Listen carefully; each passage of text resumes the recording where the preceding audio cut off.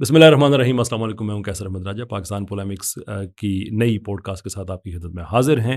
वैसे तो पाकिस्तान पोलेमिक्स में हम डिस्कस करते हैं चीज़ें जो पाकिस्तान रिलेटेड होती हैं और जो काउंटर नैरेटिव है जिसमें दीनी मामलात हैं, सोशल इश्यूज़ हैं, हेल्थ एंड सो फोर्थ। लेकिन आज थोड़ा सा डिफरेंट एक प्रेजेंटेशन है, इसलिए कि आज जो हमारे साथ मेहमान हैं वो पाकिस्तान से नहीं हैं। मुफ्ती यासर नदीम अल वाजिद साहब मेरे साथ हैं, जिनको अक्सर आपने देखा होगा लाइव स्ट्रीम में। मैं भी इनकी स्ट्रीम्स में हाज़िर होता हूँ, ये भी इज़्ज़त बख्शते हैं, तशरीफ़ लाते हैं मेरी स्ट्रीम्स में। क्यों आज हमने इनको ज़हमत दी है? वेल, इसका बिल्ट अप स्टार्ट होता है हमारी जो पिछली पॉडकास्ट है जो साहिल अदीम साहब के साथ हुई, जिसमें 2 बातें हैं बहुत अहम। एक तो ये कि उन्होंने ये बात कही, जो एटलीस्ट जो तासुर लिया गया वो ये कि इस्लाम का जो मिज़ाज है वो एब्सोल्यूट सेम है हर जगह पे। उसमें जो लोकल रिलेटिव कंडीशंस हैं वो मैटर नहीं करती हैं। जिस पे मेरा इख्तिलाफ़ है, लेकिन ऑब्वियसली मैंने एक हद तक एज़ अ होस्ट में जिस पे मैं बात कर सकता था वो मैंने की है, और जो मेहमान है उसकी इज़्ज़त का ये तकाज़ा होता है कि आप बात करने दें, और वो अगेन साहिल भाई का एक एब्सोल्यूट राइट था जो उन्होंने इस्तेमाल किया। लेकिन इसकी जो एग्ज़ाम्पल्स हैं वो ज़्यादा इंडिया के कॉन्टेक्स्ट में रहीं, और बिलख़ुसूस मुफ्ती यासर नदीम अल वाजदी साहब को नाम लेके मेंशन किया गया मुतअद्दिद मरतबा, काफ़ी एक बड़ा सेक्शन पॉडकास्ट का रहा। तो फिर फेयरनेस का तकाज़ा ये है कि फिर हम जो व्यू हैं वो इंडियन मुस्लिम्स के हवाले से लें, और चूँकि मुफ्ती साहब का नाम लेके ये बात कही गई है तो फिर उनको ज़हमत देने का मकसद ये था कि फेयरनेस का तकाज़ा अगेन ये है कि ये बात हम उनसे पूछें। मुफ्ती साहब अस्सलाम वालेकुम, कैसी तबीयत है आपकी? वालेकुम अस्सलाम वरहमतुल्लाह, खैरियत से हैं कैसर भाई? जी, अल्लाह का शुक्र है जी। वैसे तो हम इकट्ठे स्ट्रीम्स करते रहते हैं, लेकिन डिफरेंट सेटिंग्स टुडे, आज आप मेहमान हैं पॉडकास्ट में। जी, जी, माशाअल्लाह ये मेरे ख़्याल से साहिल भाई का शुक्रिया अदा करना चाहिए इस ताल्लुक से। जी, शुक्रिया ज़रूर अदा करना चाहिए, लेकिन गुफ्तगू का सिलसिला यहाँ से शुरू करते हैं कि आपने क्या कर दिया, एक पाकिस्तानी को बुज़दिल कर दिया, ये क्या हुआ? असल में बाज़ मरतबा ऐसा होता है कि जब आप शेरों के साथ बैठते हैं, तो फिर दूसरे लोग आपको बुज़दिल करार देने लगते हैं। That's one way of looking at it. अच्छा, लेट्स स्टार्ट विद जो जो पहली बात है कि इस्लाम बेसिकली मिजाज जो है वो एक ही तरह का है। अगर आप किसी जगह पे मुश्किल है आपको दीन प्रैक्टिस करना, कुरान पे अमल करना, तो फिर आप क्या करें? और मेरा व्यू ये था कि आप जितनी कोशिश कर सकते हैं आप करें, अदरवाइज़ आप हिजरत कर जाएँ। But seemingly this was not the view taken. आलिम दीन की हैसियत से, एक ऐसा आलिम दीन जो कि एक ऐसी कंट्री में रह रहा है जहाँ पे मुसलमान माइनॉरिटी में हैं, और 2 एक्सपीरियंसेस हैं आपके पास, जिसमें अमेरिका का भी है और इंडिया का भी है। क्या टेक है आपका इस बात पे? जी, बहुत ये अहम क्वेश्चन है, लेकिन मैं असल में अगर इसका जवाब सीधे-सीधे ये दूँ कि जी माइनॉरिटी मुसलमानों को ये करना चाहिए, तो ये बात सही है कि जो माइनॉरिटी और मेजॉरिटी की जो रेटरिक है हम उसको तस्लीम कर रहे हैं। बात असल में ये है देखने की कि जो राइट्स माइनॉरिटीज़ को, सो कॉल्ड माइनॉरिटीज़ को, चाहे मुसलमान हो, गैर मुस्लिम हो, दूसरे मुल्कों में हैं, क्या उतने या उससे कुछ कम दर्जे के राइट्स मुस्लिम मुल्कों में खुद मुसलमानों को भी हैं? असल ये देखने की बात है। मसलन अगर हम सब कॉन्टिनेंट में इंडिया, पाकिस्तान, बांग्लादेश इन 3 मुल्कों को ही ले लें और इन 3 मुल्कों में देखें कि मुसलमानों को कितने राइट्स हैं। तो पाकिस्तान या बांग्लादेश में सिवाय इसके कि मुसलमान अक्सरियत में हैं, इसके अलावा उनके पास इस्लाम पर अमल करने के हुकूक कितने अवेलेबल हैं? आपसे ये कहा गया कि भई हम तो आज़ाद हैं, और आपने खुद ये सवाल किया कि क्या वाक़ई हम आज़ाद हैं? और आपका सवाल बिल्कुल जेन्युइन था कि एक मुस्लिम मेजॉरिटी कंट्री में बैठे हुए एक शख्स को, जो एक आम शख्स नहीं है, जो मुल्क की सियासत से यानी हालात से बाखबर है, दुनिया की सियासत से बाखबर है, इक़्तिसादी सूरत-ए-हाल से बाखबर है, वो ये सवाल कर रहा है कि क्या वाक़ई हम आज़ाद हैं? इसका मतलब कहीं न कहीं कुछ मसले हैं। आप अपने पर्सनल लॉ को देखें, आप अपने सिविल लॉ को देखें, कितना परसेंट इस्लाम वहाँ पाया जाता है, ठीक है? इसी तरीके से ओवरऑल जो पॉलिटिकल सिचुएशन है, क्या उसको आप ये कह सकते हैं कि इसका ताल्लुक किसी भी तरह रसूल अकरम सल्लल्लाहु अलैहि वसल्लम के उसवा हसना से है? तो जब ये सारी चीज़ें अपनी जगह हैं, तो अब ये फ़र्क ख़त्म होना चाहिए कि इंडिया में मुसलमानों को कितने राइट हैं और पाकिस्तान में मुसलमानों को कितने राइट हैं और बांग्लादेश में। आप बांग्लादेश को अगर आप 5 महीने, 10 महीने पीछे जाकर देखेंगे, तो इंडिया से ज़्यादा सेक्युलर मुल्क था। ये तो अभी रिजीम चेंज हुई है, तो थोड़ा लोगों को साँस लेने में आसानी हुई है, वरना वहाँ तो आप एक अगर इस्लाम पसंद शख्स हैं, तो आप साँस नहीं ले सकते थे, लोग परेशान थे।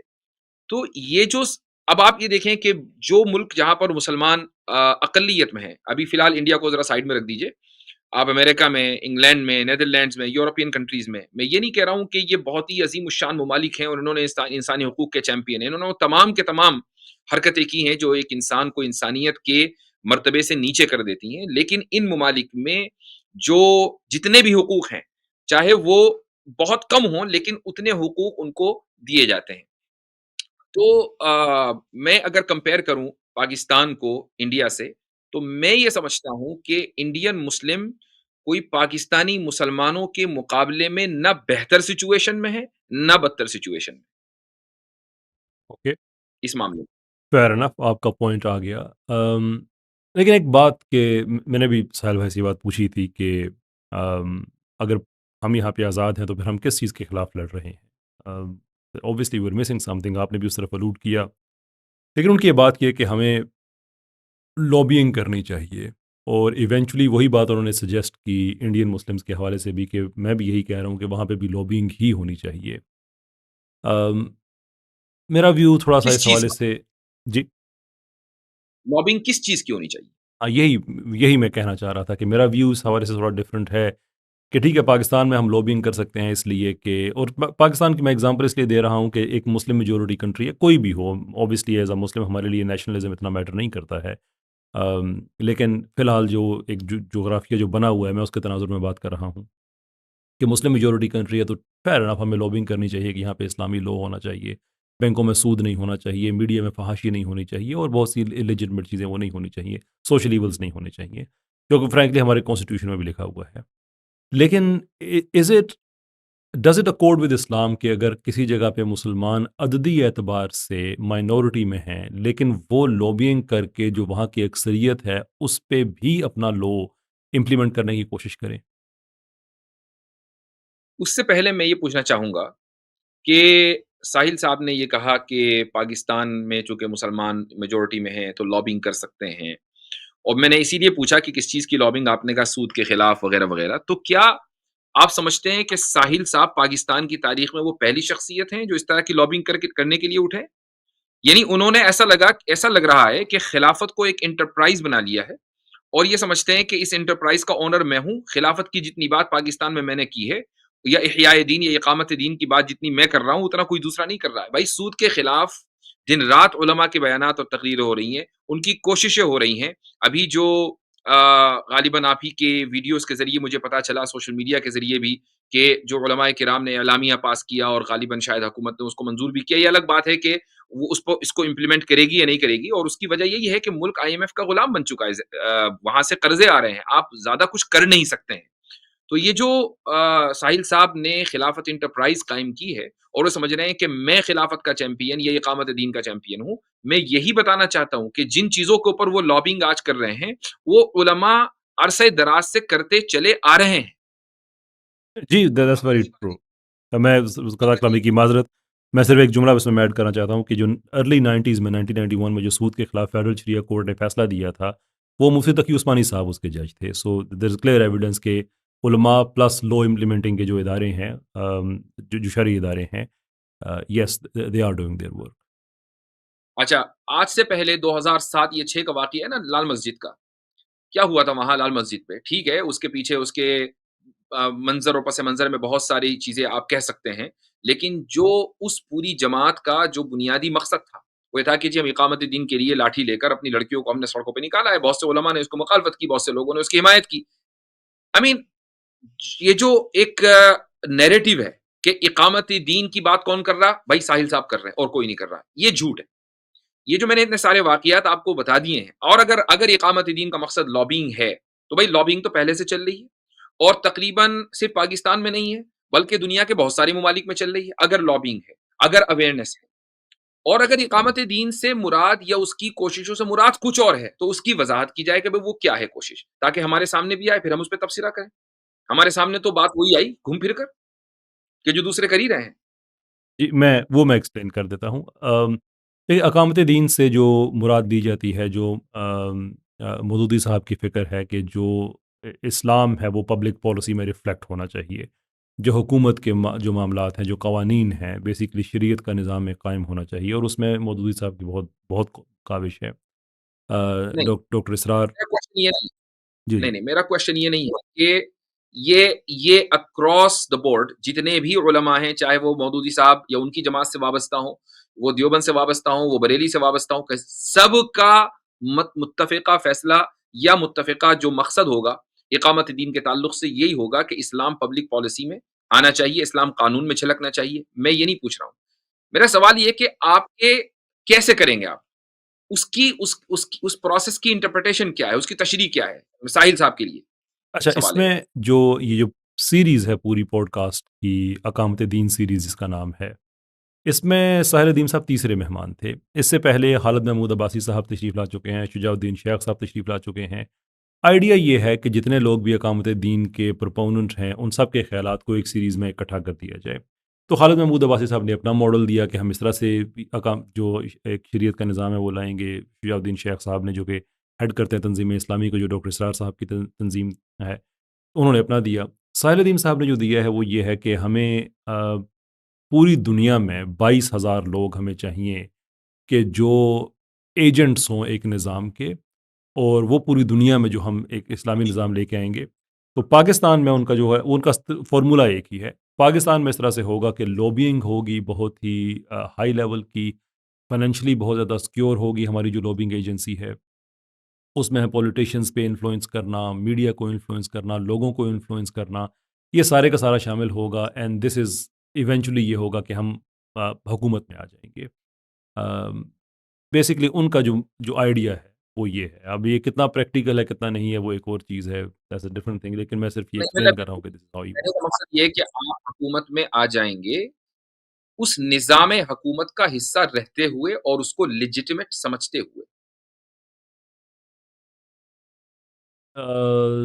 نہیں، پھر یہ والا نہیں ہوگا۔ یہی تو ایشو ہے نا، کہ میں کہتا ہوں کہ ڈیموکریسی سے مسئلہ حل ہو سکتا ہے، وہ کہتے ہیں سوال ہی پیدا نہیں ہوتا، حرام ہے۔ تو پھر کیسے میں بتانا چاہتا ہوں میں کہ پھر کیسے کریں گے آپ؟ چونکہ ڈیموکریسی تو ان کے ہاں زیرو ہے۔ یا اب مجھے 22,000 بندہ مل گیا، یہ 22,000 بندہ کیا کرے گا؟ کو کرے گا، پارلیمنٹ پہ قبضہ کرے گا، یا الیکشن کے ذریعے حکومت میں آئے گا؟ کیسے آئے گا؟ نظام کیسے بدلے گا؟ لابنگ کہاں کرے گا؟ میں نے اس سے ایک اگلے درجے کا سوال پوچھا تھا، وہ یہ تھا کہ بالفرض حکومت میں آپ آ جاتے ہیں، آپ سے مراد وہ اپنا تو کہتے ہیں، میں تو کبھی نہیں آؤں گا، جو بھی آدمی سسٹم کا جو ایجنٹ ہے وہ آ جاتا ہے، لیکن اگر وہ نہیں ڈیلیور کر رہا، ایکسپیکٹیشنز کو میٹ نہیں کر رہا، تو اس کی ریپلیسمنٹ کیسے ہوگی؟ تو انہوں نے کہا کہ ہم اس کو ریموو کر دیں گے۔ تو میں نے پوچھا کیسے کر دیں گے؟ تو آگے سے انہوں نے مسکرا کے کہا کہ وہ جیسے عمران خان کو کیا ہے۔ I didn't want to go any further. میں آپ سے بھی نہیں کہوں گا کہ اس پہ فردر جائیں، بیکاز کی بہت سی انٹرپریٹیشنز نکل آتی ہیں۔ I نہیں، don't know نہیں، exactly۔ نہیں، قیصر بھائی یہ فیئر نہیں ہوگا۔ جی جی میں نے ابھی ایک پوڈ کاسٹ کی، ایک صاحب ہیں باسط صاحب، مشیگن میں رہتے ہیں، میرے پاس آئے 2-3 دن پہلے، وہ پوڈ کاسٹ آئی اور کافی وائرل ہوئی۔ لوگوں نے کامنٹس میں یہ لکھا کہ بھائی ساحل ندیم صاحب کو صحیح سے ریپرزینٹ نہیں کیا گیا۔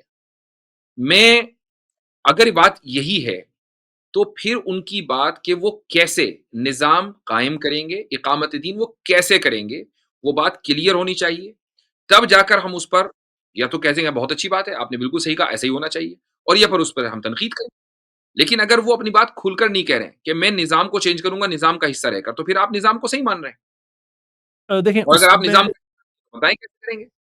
اس میں ایک چیز جو مجھے لگ رہی ہے ان کی باتوں سے، کہ وہ ریپیٹڈلی حوالہ دے رہے تھے زائنسٹ جو طریقہ کار ہے، کہ وہ تعداد میں بہت تھوڑے ہیں، لیکن انہوں نے ایک لوبنگ سسٹم دنیا میں ایسا کریٹ کیا ہے کہ میڈیا بھی ان کی جیب میں ہے اور حکومتیں بھی ان کی جیب میں ہیں، some thing of that sort, which is I think یہ بات مجھے ان سے کہنی چاہیے تھی، جو مجھے بعد میں احساس ہوا کہ آئی شوڈ ہیو، کہ ان کا یہ خیال ہے کہ جو ڈیموکریسی ہے وہ حرام ہے، وہ نہیں ہو سکتی۔ تو پھر ایک زائنسٹ idea, exactly am not entirely sure, لیکن ان کا ویو یہ ہے کہ اس طرح سے ہم کریں گے۔ دوسری بات یہ ہے کہ جن زائنسٹ کو وہ رول ماڈل بنا رہے ہیں اقامت دین کے لیے، مطلب رول ماڈل بھی بنایا کس کو؟ اچھا، کیا ان کے نزدیک، زائنسٹ کے نزدیک، ان کا جو ماڈل ہے وہ یہ ہے کہ پوری دنیا میں انڈیا، پاکستان، مکہ، مدینہ، سب جگہ تورا کا قانون لاگو ہو، یا وہ یہ چاہ رہے ہیں کہ ساری دنیا میں سیکولرزم آ جائے، یہی ان کا ماڈل ہے؟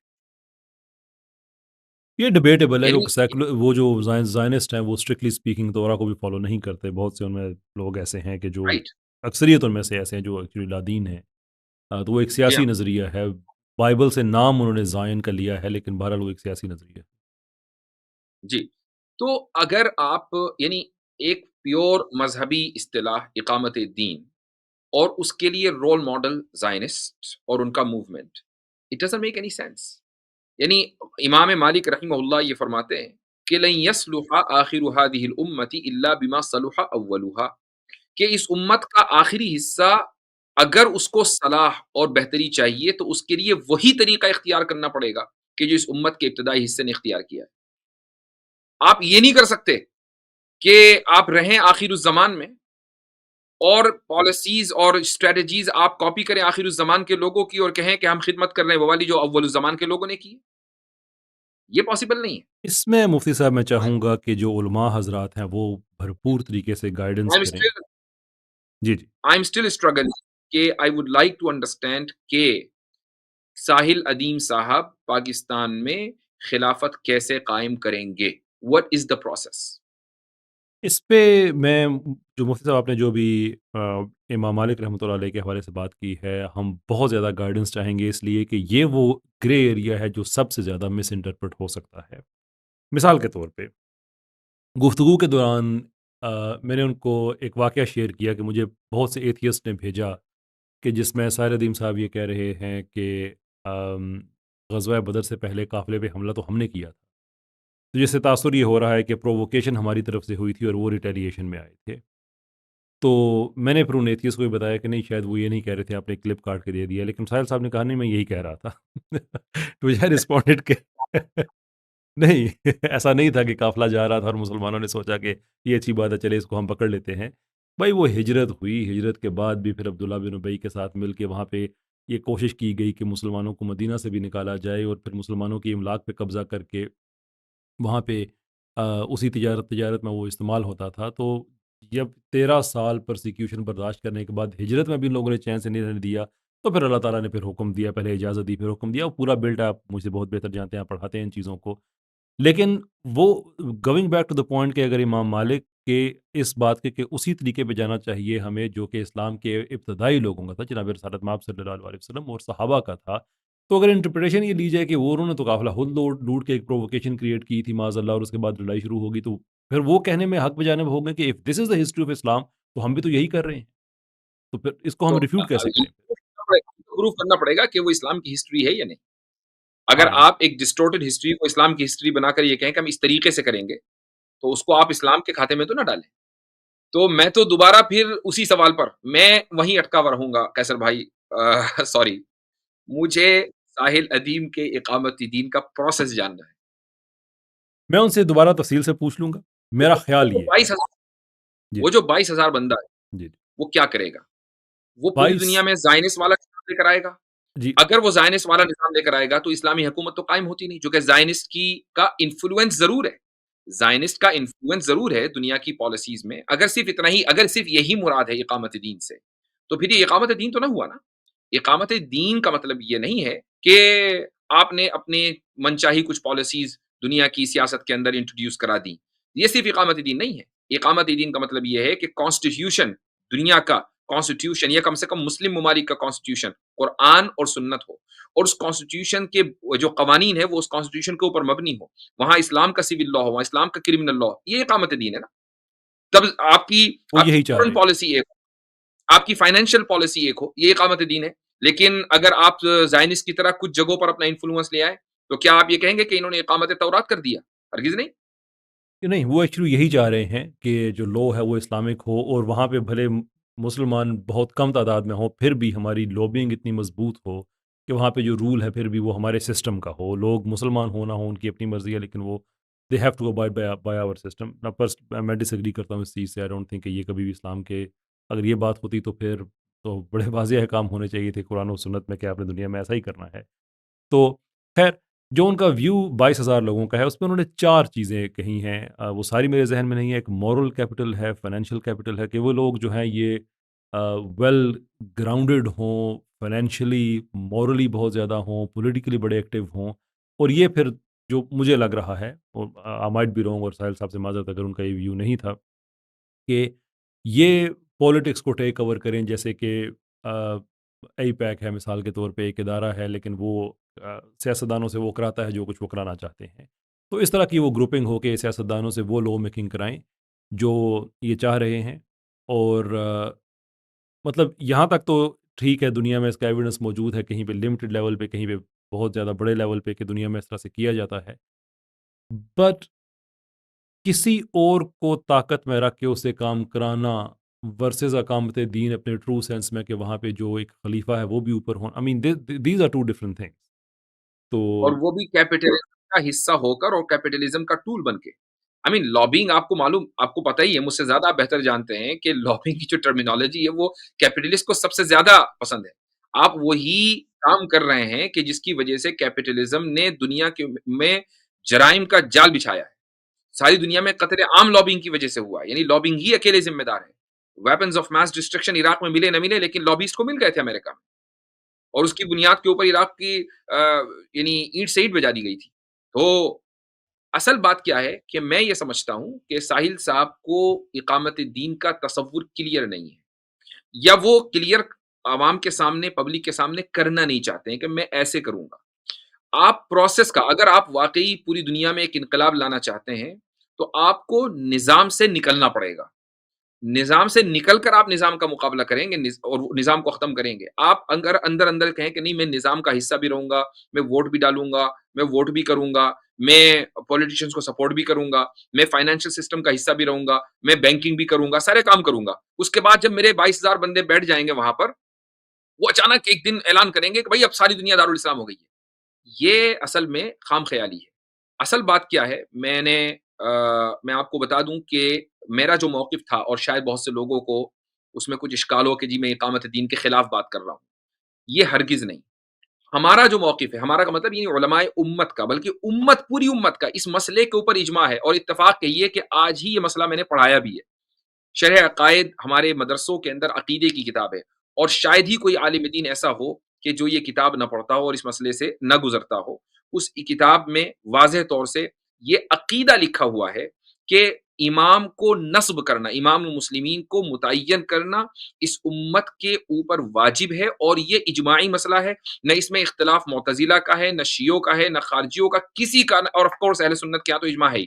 یعنی یہ وہ واحد چند مسائل میں سے ایک ہے جس میں پوری دنیا مسلمانوں کے تمام فرقے متفق ہیں. ایک بندہ متفق نہیں ہے بس، اس کا نام ہے الاصم، ابو بکر الجساس. بلکہ امام قرطبی رحمہ اللہ اپنی تفسیر میں الاصم کے بارے میں لکھتا ہے. اصم کے معنی آتے ہیں بہرا. تو وہ کامنٹ کرتے ہوئے کہتے ہیں کہ اتفقت الامت علی هذه المسألہ الا الاصم، سوائے اصم کے ساری امت نے اس کے اوپر اتفاق کیا ہے، اس لیے کہ اصم صاحب فإنه اصم عن الشریعہ، یہ آدمی شریعت کے معاملے میں بالکل بہرا ہے، اس کو شریعت سمجھ میں ہی نہیں آئی. تو انہوں نے اتنا ہارش کامنٹ کیا اسم کے اوپر، چونکہ انہوں نے یہ بات کہی، جن صاحب کا نام میں لے رہا ہوں الاسم، انہوں نے یہ بات کہی کہ اگر مسلمان اپنے واجبات ادا کر رہے ہیں، اپنے حقوق ادا کر رہے ہیں، جمعہ عیدین نمازیں پڑھ رہے ہیں، وغیرہ وغیرہ، قربانیاں ہو رہی ہیں، تو اب امام کو متعین کرنا یا خلافت قائم کرنا ضروری نہیں ہے، جبکہ یہ امت کے اجماعی موقف کے خلاف ہے. تو ہم تو اس چیز کے قائل ہیں. تو مجھے مس انٹرپریٹ کیا گیا بہت سے لوگ کہ میں نظام کے خلاف بات کرتا ہوں. میں صرف یہ کہتا ہوں کہ جس طریقے سے وضو کے بغیر نماز نہیں ہو سکتی، اور وضو نہایت امپورٹنٹ ہے لیکن مقصود بالذات نہیں ہے، ایسے ہی نظام یا خلافت کہہ لیجئے وہ نہایت امپورٹنٹ ہے لیکن مقصود بالذات نہیں. تو یہ اہم چیز ہے. یعنی مثال کے طور پر اگر آپ کو نماز پڑھنی ہے، وضو آپ نہیں کر سکتے ہیں، تو آپ کیا کریں گے کہ نماز نہیں پڑھیں گے؟ نہیں، آپ تیمم کریں گے. آپ تیمم کر کے نماز پڑھیں گے، لیکن نماز ضرور پڑھیں گے. لیکن اگر مثال کے طور پر آپ نماز نہیں پڑھ سکتے، ایک آدمی نماز نہیں پڑھ سکتا، وہ ایسا ہے کہ وہ اس کی صرف وہ یعنی کوما میں چلا گیا، کوئی بھی وجہ ہے، زندہ ہے کوما میں چلا گیا ہے، اور اس کا کوما مثلا 24 گھنٹے سے زیادہ عرصے پر محیط ہے، تو اب اس کے اوپر سے نماز ساقط ہو گئی. تو کیا آپ اس سے وضو کروائیں گے؟ نہیں. کیا آپ اس سے تیمم کروائیں گے؟ نہیں، چونکہ اس کو نماز ہی نہیں پڑھنی. لیکن اگر نماز پڑھنی ہے تو وضو نہیں تو تیمم ضرور کرے گا. ایسے ہی نظام اور اسی طریقے سے جو تزکیہ نفس ہے وہ یا ایک انسان کا تزکیہ امت ہے، ان دونوں کے درمیان فرق ہے. آپ یہ ضرور کہہ سکتے ہیں کہ عام حالات میں تزکیہ امت نظام کو قائم کیے بغیر ممکن نہیں ہے، لیکن بعض مخصوص حالات میں تزکیہ امت ہو جاتا ہے اور نظام قائم نہیں ہو پاتا. تو اس اصطلاحی فرق کو جو قرآن کے اوپر مبنی ہے سمجھنا ضروری ہے. تو ہمارے بہت سے جوشیلے نوجوان کہ جنہیں کرنا دھرنا کچھ نہیں ہے، انہیں کچھ نہیں کرنا، یہ 22,000 میں کیا کہیں نہیں آتے، یہ سمجھتے ہیں کہ اچھا یہ حضرات جو ہے نظام کے خلاف بات کر رہے ہیں. ایسا نہیں ہے. جی. ایک ضمنی طور پہ ایک چیز just to be fair to Sahil بھائی، وہ ووٹنگ کے بڑے شدید خلاف ہیں. انفیکٹ وہ کہتے ہیں کہ میں مفتی نہیں ہوں ورنہ میں فتویٰ بھی دے دیتا کہ یہ کفر ہے، آپ نہیں کر سکتے. اچھا، جو بھی آپ نے بات کہی ہے نظام کے حوالے سے، دیکھیں میرا ویو اس پہ یہ ہے، جو کہ میں خود اقامت دین کا میں پرپوننٹ ہوں، میں سمجھتا ہوں کہ دین کا نظام جو ہے وہ قائم ہونا چاہیے. اور میرا ویو یہ ہے کہ میں تزکیہ نفس اور اقامت دین کو دو مختلف چیزیں نہیں دیکھتا، بلکہ میں اس طرح سے دیکھتا ہوں کہ آپ تزکیہ نفس جب آپ کریں گے تو بیسکلی اس کا مقصد کیا ہے اس کا کرنے کا؟ تو اس کا مقصد تو یہی ہو سکتا ہے نا کہ آپ رب کے نظام کو قائم کریں، کہ آپ اتنے آپ کا نفس اتنا پاکیزہ ہو چکا ہے کہ آپ اس اسٹیج پہ جا گئے ہیں. پر ایٹ دا سیم ٹائم آپ نے نظام قائم اس لیے کرنا ہے کہ نفس پاکیزہ رہ سکے، کہ دونوں چیزیں انٹر ڈیپینڈنٹ ہیں. اس کی مثال میں اس طرح سے دے سکتا ہوں کہ اگر میں اپنے سارے اذکار پورے کر رہا ہوں، نمازیں میری پوری ہیں، سارا کچھ ہے، لیکن میرے ملک میں سود کا نظام ہے، میں لقمہ حرام کھا رہا ہوں، تو ہم تو اس چیز کو، یہ ان کے سائنٹیفکلی بھی چیز یہ ثابت ہے، دین تو اس سے پہلے کہہ رہا ہے کہ جو آپ کھاتے ہیں اس کا آپ کے وہ وجود کا حصہ بنتا ہے. تو میں حرام کھا کے اپنے نفس کا میں کیسے تزکیہ کر سکتا ہوں؟ تو مجھے وہ نظام بالکل نہیں. چاہیے. جی، مجھے وہ نظام چاہیے جس میں مجھے وہ اللہ اور اللہ کے رسول صلی اللہ علیہ وسلم کے احکام پہ مبنی ہو، ایک پاکیزگی، ایک حلال ایکسپیرینس مجھے ملے. تو پھر میں اب باقی کام جو ہے میرے نفس کے تزکیے میں وہ، تو میں اس لیے سمجھتا ہوں کہ جہاں پہ مسلمز کر سکتے ہیں ان کو یہ کرنا چاہیے، یہ ان کا ایک رائٹ ہے کہ اس پہ کسی کو کوئی اعتراض نہیں ہونا چاہیے. آم، رائٹ. لیکن پھر وہ بات آ جاتی ہے کہ اس کا طریقہ کار کیا بہتر ہے. تو ہم پاکستان میں جو 5-7 مختلف لوگ ہیں اس کے نظریات کو لے کے چلنے والے، ان سب کا اپنا اپنا ماڈل ہے. میرا یہ ہے کہ بھائی ہمارے پاس ہمارا آئین جو ہے یہ بڑا زبردست ڈاکومنٹ ہے. اس کے اندر کچھ چیزیں ہیں جو کہ ٹھیک ہونے والی ہیں، باقی یہ اگر امپلیمنٹ کر دیا جائے تو ہمیں جو شریعت کا فریم ورک ہے وہ ہمیں مل جائے گا. کیونکہ اس میں بنیاد یہ ہے کہ اقتدار اعلیٰ کا تصور اللہ تعالیٰ کی ذات کے ساتھ منسوب ہے صرف، اور یہ لوگ جو اسمبلی میں بیٹھے ہیں یہ اسی امانت کو ایگزیکیوٹ کر رہے ہیں، اپنی طرف سے کچھ نہیں کر سکتے. اور یہ کہ دین، ریاست کا دین جو ہے اسلام ہے، اور یہ کہ کتاب و سنت کے خلاف کوئی قانون نہیں بن سکتا، اینڈ سو فورتھ. لیکن اس کے باوجود پالیسی لیول پہ آ کے گڑبڑ ہو جاتی ہے کہ بینکوں میں سود بھی ہے اور یہ بھی ہے وہ سارا. تو ہمیں کہتے ہیں کہ چیزیں ختم ہو، اس کی امپلیمنٹ کر دے total. This is good enough. میری اور آپ کی بات میں کوئی فرق نہیں ہے. بظاہر ایسا لگ رہا ہے کہ فرق ہے، لیکن کوئی فرق نہیں ہے. یعنی میں کبھی یہ نہیں کہوں گا کہ ایک آدمی اگر مصلے پر بیٹھ کر دن رات نمازیں پڑھ رہا ہو اور لیکن اس کی انکم حرام ہو، تو حدیث میں تو کہا گیا کہ مطعمہ وملبسہ حرام ومأکلہ حرام فأنا یستجاب له، کہ ایک آدمی کا کھانا بھی حرام ہے، پینا بھی حرام ہے، ہر چیز حرام ہے، تو اس کی دعا قبول کیسے ہوگی؟ یہ ممکن نہیں ہے. تو آپ علیہ الصلوۃ والسلام نے تو اس کو واضح طور پر ارشاد فرما دیا ہے. تو اگر کوئی آدمی یہ سمجھتا ہے کہ تزکیہ نفس کا مطلب صرف یہ ہے کہ نماز اور روزہ رکھ لیا جائے، یہ غلط ہے. اور نہ ہی ہم یہ کہہ رہے ہیں. تزکیہ نفس کا مطلب یہ ہے کہ آپ اسلام کو جو بھی اس کے تمام فرائض، واجبات، منہیات، محرمات، جتنی بھی چیزیں سب کی رعایت کر کے آپ اپنی زندگی گزار رہے ہیں. کہیں آپ کو ایسا ماحول ملا ہوا ہے تو صرف یہ مطلب ہے. لیکن آج کی تاریخ میں مثلا ہم جس دور میں رہ رہے ہیں، پوسٹ ماڈرنزم کا دور ہے، پوسٹ کولونیلزم کا دور ہے. اس دور میں یہ بہت سے ملکوں میں، کیا تقریباً دنیا کے اکثر علاقوں میں یہ پاسبل نہیں ہے کہ آپ سود کے بغیر یا اسی طریقے سے حرام چیزوں کو حلال جانے بغیر زندگی گزار سکیں. آج کے دور میں اگر ایسا ہے تو بالکل نظام قائم کریں. ہم تو نظام قائم کرنے کو فرض قرار دیتے ہیں، جس طرح وضو فرض ہے. ٹھیک ہے، چلیں. یہ جی کچھ کہہ رہے تھے. یعنی میرے کہنے کا مقصد یہ ہے، شاید آواز میں کچھ مسئلہ بھی ہے. میرے کہنے کا مقصد یہ ہے کہ میں ساحل صاحب سے یہ پوچھنا چاہتا ہوں کہ کیا انڈین مسلمانوں کے اوپر یا امریکن یا برٹش یا دنیا میں جہاں پر بھی مسلمان مائنورٹی میں ہیں، وہاں پر مسلمانوں کی کیا ذمہ داری ہے اقامت دین کے حوالے سے؟ لوبینگ، اور یہ کہ بھلے وہ مائنورٹی میں ہوں لیکن سسٹم ان کا چلنا چاہیے، and is very clear about it. ٹھیک ہے. لابنگ کے اوپر میرا شروع سے سوال ہے کہ جب آپ لابنگ کرتے ہیں تو آپ سسٹم میں رہ کر کرتے ہیں. آپ سسٹم کے باہر جا کر تو سسٹم کے خلاف لابی کر سکتے ہیں، لیکن اگر آپ اس سسٹم میں ہی آپ ان جو سسٹم کے کارندے ہیں جن کو سسٹم چلانا ہے، اگر آپ انہی کے اوپر لابنگ کر رہے ہیں تو یہ پارٹ آف دا سسٹم، وہی تو پرابلم ہے. تو آپ نے پرابلم سالو کہاں کی؟ آپ نے تو پرابلم کو اور بڑھا دیا. Yeah, I think اب میں this is آپ کو fair point. اب میں آپ کو ایک مثال بھی دے دیتا ہوں انڈین مسلم کے حوالے سے، حالانکہ میں انڈین مسلمس کا ریپرزینٹیٹو نہیں ہوں. جس طریقے سے مجھے پینٹ کیا گیا، بھائی واجد صاحب تو انڈیا کے ہیں، ٹھیک ہے، اب بہت اچھی بات ہے. I happen to be an Indian, you happen to be a Pakistani. اس طرح تو ہے نہیں کہ آپ نے اللہ تعالیٰ سے کوئی کانٹریکٹ کیا تھا کہ اللہ پیدا مجھے پاکستان میں ہونا ہے. انہوں نے میرے خلاف ایک ویڈیو میں کامنٹ کیا کہ بھائی اس کے تو باپ بھی ہندوؤں میں پیدا ہوئے اور دادا بھی ہندوؤں میں پیدا ہوئے. میں ساحل صاحب کے دادا کے بارے میں کہہ سکتا ہوں کہ بھائی پنجاب میں پیدا ہوئے. اگر آپ کے دادا پنجابی تھے تو پنجاب کوئی دارالاسلام نہ آج ہے نہ کل تھا، بلکہ جس زمانے میں دادا پیدا ہوئے ہوں گے وہاں پنجاب میں ہندوؤں کی اکثریت ہوگی. لیکن آئی نو یہ ساری چیزیں پرسنل ہے. بات اصل کیا ہے کہ یعنی اگر ایک آدمی اقامت دین کی بات کرتا ہے، ایک آدمی خلافت کی بات کرتا ہے، تو اس کو پہلے کم سے کم اپنی زبان کے اوپر اقامت دین کرنا چاہیے. سب سے پہلے زبان سے بات شروع ہوگی، اس کے بعد پھر عمل، اور اس کے بعد پھر سوسائٹی. ایک آدمی سوسائٹی میں اقامت دین کی بات کر رہا ہے اور زبان پہ دین نہیں ہے، تو پھر اس کو تو میں سمجھتا ہوں کہ اقامت دین کا کوئی حق نہیں ہے. اب رہی بات آ جائیں انڈین مسلمس کی، جبکہ میں ان کا ریپرزینٹیٹو نہیں ہوں.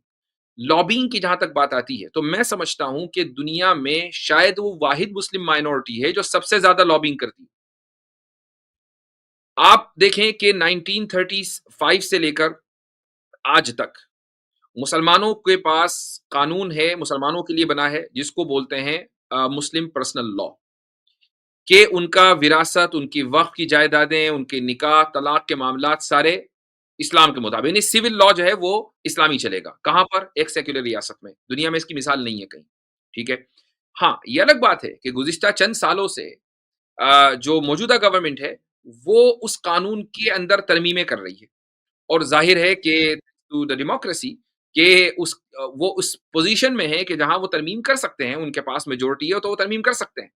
لیکن اگر مان لیں وہ میجورٹی نہ ہوتی تو ترمیم نہ کر پاتے. جیسے 2014 سے پہلے وہ ترمیم نہیں کر پائے، چیخ چیخ کر ان کا گلا سوکھ گیا، لیکن ترمیم نہیں کر پائے، اور مسلمان مکمل اپنے سول لاز کے ساتھ اس ملک میں لابینگ کی وجہ سے، علماء کی لابینگ کی وجہ سے یعنی انجوائے کر رہے تھے وہ سول لا، آج بھی کر رہے ہیں. اسی طریقے سے گزشتہ 5-6 سال پہلے ٹرپل طلاق کا مسئلہ وہاں اٹھایا گیا. ٹھیک ہے، مسلمانوں کی لابینگ نہیں چلی، لیکن مسلمانوں نے لابینگ کی. اس زمانے میں جو علماء تھے، کچھ علماء کا انتقال بھی ہو گیا، اس لیے میں اس زمانے کی بات کر رہا ہوں، ان کے اسٹیٹمنٹس یہ تھے کہ بھائی ہماری یہ ذمہ داری ہے کہ ہم آواز اٹھائیں، اللہ تعالیٰ ہم سے یہ نہیں پوچھے گا کہ یہ قانون کیوں بنا. اصل سوال یہ ہوگا کہ تم نے آواز بھی اٹھائی کہ نہیں، تو ہم آواز اٹھا رہے ہیں. تو اگر لابنگ کی بات یہ ہے تو وہ تو آلریڈی کام یہ کر رہے ہیں اور کرتے رہیں گے، اور اگر لابنگ سے کچھ اور مراد ہے تو بھائی اس کی وضاحت ہے. I think that's fair. میرے خیال میں یہ حصہ ہمارا جو ہے وہ تمام ہوا، اس میں جو بات تھی وہ آ گئی. اب چلتے ہیں اگلے حصے کی طرف، اور وہ ہے کہ پرسنلی آپ کے حوالے سے کہ آپ کے جو نظریات ہیں وہ بزدل کرنے والے ہیں. ویری بریفلی ہم نے اس پہ کامنٹ کیا لیکن میں چاہتا ہوں اس پہ تھوڑی سی اور بات ہو کہ جب آپ کے نظریات ہیں وہ بزدل کر دینے والے ہیں، دیر از ٹو سے کہ اگر میں آپ سے اتفاق کرتا ہوں تو پھر دلیر آدمی میں بھی نہیں ہوں. And I think he can see things جو آگے انہوں نے کہا کہ وہ باپ بھی ہندو دادا، کیونکہ وہ خود چونکہ ہاشمی ہیں تو اس لیے ہم جو لوکل ہیں ان کے لیے شاید وہ اہمیت نہیں رکھتے، وچ از این آکسیمورونک اسٹیٹمنٹ، کیونکہ اسی چیز کے تو خلاف اسلام آیا تھا لیکن اسی پہ ہی ایک کلیم کر دینا تو لیکن دادا جو ہیں وہ کعبۃ اللہ میں تو پیدا نہیں ہوں گے نا، ہوئے تو ہاں پنجاب میں ہی ہوں گے. موسٹ بات تو پروبلی یہ ہے، موسٹ پروبلی موسٹ پروبلی نہیں اس وقت پنجاب ہندو اکثریت ہی تھا. نہیں ہاں تابع تو تھا. تو تو تو اچھا، یہ آپ یہ کہہ رہے ہیں کہ میں اقامت دین کے خلاف نہیں ہوں، لیکن اگر آپ اقامت دین کے خلاف نہیں ہیں تو this is where am trying to be ان کا ویو. اگر وہ یہاں پہ ہوتے تو وہ کس طرح سے رکھتے، میں وہ کوشش کر رہا ہوں کہ اگر آپ اقامت دین کے خلاف نہیں ہیں تو پھر آج تک آپ نے یہ جو باقی علماء ہیں، جو جنرل نیریٹو آتا ہے آپ کی طرف سے، وہ عبادات پہ رہتا ہے، اذکار پہ رہتا ہے، اچھے کام کرنے پہ، اخلاقیات پہ، ان چیزوں پہ رہتا ہے. وہ پولیٹیکل موومنٹ یا تحریک کے ذہن میں ایک پیدا ہو کہ politically we have to achieve this system, یہ مدارس میں آپ نے کورس پڑھا دیا، پر پریکٹیکلی ایک عام آدمی کے ذہن میں یہ چیزیں آگے ٹرانسلیٹ نہیں ہو پاتی، یعنی آپ نہیں کر رہے ہیں، آپ سے مراد جو علماء کا طبقہ ہے وہ نہیں کر رہا. How do you answer that? دیکھیں میں سمجھتا ہوں کہ اگر کوئی آدمی یہ بات اپنے ذہن میں لائے ہوئے ہے تو وہ گزشتہ 150 سال کی جو مدارس کی تحریک سب کانٹیننٹ میں چلی ہے اس سے یا تو وہ ناواقف ہے یا تجاہل عارفانہ کر رہا ہے. تو یا اس کو کہہ لیں تعارف جاہلانہ کر رہا ہے تجاہل عارفانہ نہ کہیں تو تو آپ دیکھیں کہ آپ یہ دیکھیں کہ گزشتہ 150 سال میں کئی بڑی تحریکیں چلی جن میں ایک تحریک خلافت ہے. حالانکہ اس کے اپنے کیا نتائج نکلے وہ ایک الگ ہے، میں ہسٹری میں نہیں جانا چاہتا. جن قائد اعظم کی بیٹھ کر تعریف کی جا رہی تھی ساحل ندیم صاحب کے ذریعے، میں ان کو کرٹیسائز نہیں کر رہا ہوں، قائد اعظم کو کرٹیسائز نہیں کر رہا ہوں، مقصد یہ نہیں ہے. ان قائد اعظم کو سب سے زیادہ سپورٹ کرنے والے کون تھے؟ اگر علماء ان کو سپورٹ نہ کرتے تو شاید وہ اس لیول تک کامیاب نہ ہوتے جس لیول پر وہ کامیاب ہوئے ہیں. ان علماء میں سر فہرست مولانا اشرف علی تھانوی اور اسی طریقے سے ان سے متفق حضرات میں علامہ شبیر احمد عثمانی، جو پاکستان میں جو پاکستان کی کریشن میں جن کا نمایاں نام ہے. یہ کون ہے بھائی؟ دیوبند کے ہیں نا. علامہ شبیر عثمانی دیوبند سے تعلق رکھتے ہیں. ہماری میرا ننیھالی خاندان عثمانی ہے اور علامہ شبیر بھی عثمانی ہے اور دونوں ہی دیوبند کے ہیں. تو میں یہ پہلے ہی بتا دوں، یعنی اوپر جا کے شجرہ ایک ہو جاتا ہے. اسی طریقے سے اور بھی بڑی تعداد ہے. مفتی شفیع صاحب علامہ شبیر عثمانی کے ساتھ جو ہے وہ ان کے بعد ہجرت کر کے آ گئے تھے. یعنی کوئی یہ تو میں نے 2 نام لے دیے ورنہ ایک بڑی تعداد ہے. دیوبند جیسی جگہ میں ایک چھوٹا سا ٹاؤن ہے جس میں آج بھی پاپولیشن 1 لاکھ کے قریب ہے. اس میں ہندو بھی ہیں، مسلمان بھی ہیں. امیجن کریں 1947 سے پہلے وہاں کتنی پاپولیشن رہی ہوگی. مشکل سے 40-50 ہزار نفوس کے اوپر یہ مشتمل پاپولیشن تھی. اس میں یہ ڈویژن ہو گیا علماء کے درمیان کہ بھائی ہمیں انڈیا میں رہنا ہے یا پاکستان کو سپورٹ کرنا ہے. تو جمعیت علماء یعنی مولانا حسین مدنی اور ان کے جو متفق حضرات ان کے ساتھ جو اتفاق رکھنے والے حضرات تھے، انہوں نے کہا نہیں بھائی ہمیں تو انڈیا میں رہنا ہے، ہم الگ سے ایک اسلامک اسٹیٹ اس لیے نہیں بنا سکتے چونکہ ہمیں معلوم ہے وہ اسلامک نہیں بنے گا.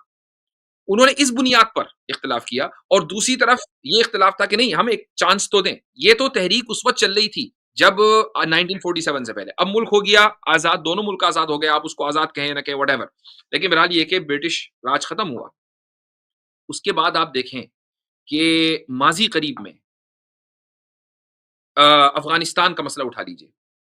یہ لوگ جنہوں نے افغانستان میں کسی بھی حد تک نظام قائم کیا، چاہے آپ اس کو 100% کے 90% کے 95% کے، بہرحال کانسٹیٹیوشن ان کا قرآن ہے، قوانین ان کے اسلام کے اوپر مبنی ہے.